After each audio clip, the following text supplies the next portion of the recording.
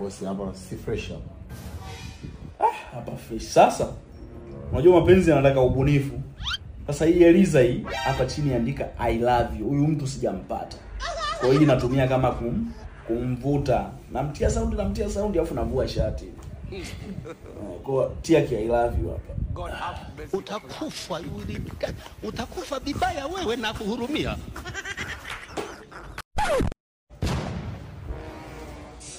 Hapa akikataa tena, uchawi huko.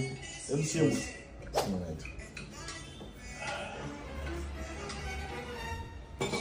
Suma.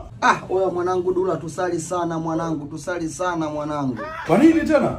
Oya sinamkumbuka ile demu mweupe hivi tutafani mzuri hapa. Imekuwaje? Si Eliza? Mwanangu amefariki. Suma sasa Eliza amefariki? Dula mwanangu, tusali mwanangu, watu wanakufa kama Fariki vipi tena ghafla hivi jamani? Wewe mwanangu. Sasa hivi mtaani hamna Eliza mwingine aliyebaki?